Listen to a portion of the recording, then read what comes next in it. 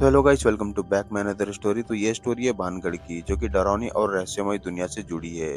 ये कहानी है लालच, धोखे और एक भयंकर श्राप की, जिसने भानगढ़ को बर्बाद कर दिया। 16वीं सदी में राजस्थान के अरावली पहाड़ियों के बीच बसे भानगढ़ राजा मधो सिंह के अधीन था।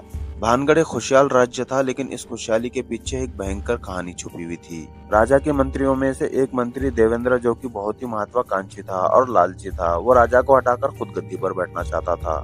अपने इस मकसद को पूरा करने के लिए वहाँ के तांत्रिक गुरु बालानाथ से मदद मांगी, जो कि अपने काला जादू के लिए मशहूर थे।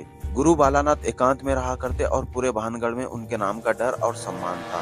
देवेंद्रा ने उस तांत्रिक के पास जाकर एक सोने की पेटी भेंट कर दी और राजा को शक्तिहीन करने का एक टोटका मांगा। तांत्रिक ने देवेंद्रा की लालच को भागते हुए चेतावनी दी, किसी टोटके का गलत इस्तेमाल करने से गंभीर परिणाम होंगे। लालच में अंधा देवेंद्रा ने तांत्रिक के चेतावनी को नजरअंदाज कर दिया और टोटका लेकर राजा को जहर देने की तैयारी करने लगा। जब जश्न का माहौल था, मौका देखकर देवेंद्रा ने राजा के गिलास में जहर मिला दिया। जैसे ही राजा मधो सिंह ने गिलास को अपने होठों से लगाया, एक अचानक तेज हवा चली और महल के सारे दिए बुझ गए। पूरा महल अंधेरे में और काले साए में डूब गया। जब वापस रोशनी आई तो राजा सुरक्षित थे और देवेंद्रा की साजिश का पर्दाफाश हो गया।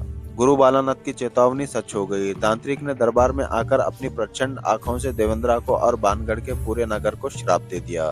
तुम्हारी लालच और धोखे की वजह से अब यह नगर विनाश की ओर जाएगा। यहाँ कोई आत्मा शांति नहीं पाएगी। सूरज डूबने से लेकर उगने तक भानगढ़ एक भयंकर यातना का स्थल बनेगा।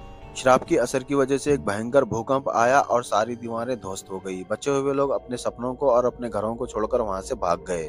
देवेंद्रा को मरा हुआ पाया गया। उसकी हालत तो और भी भयंकर थी, मानो जैसे कि शैतान को उसने रूबरू देख लिया हो।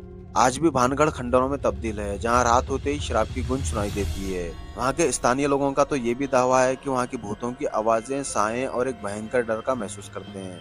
इसका इतिहास और सुंदर होने के बावजूद सूरज डूबने के बाद भानगढ़ में कोई कदम नहीं रखता। देवेंद्रा के लालच की ये कहानी धोखे की परिणामों की और शराब की शक्ति की एक भयंकर यादगार है।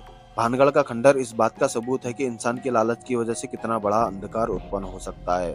दैट्स इट गाइस, ये स्टोरी में इतना ही यार। मिलते हैं अगले स्टोरी में, तब तक के लिए चैनल को सब्सक्राइब कर लो, बेल आइकन को भी ऑन कर लेना और आप वीडियो पसंद आए वीडियो को लाइक कर दो और कमेंट कर देना। चलिए मिलते हैं अगले वीडियो में, तब तक के लिए बाय बाय।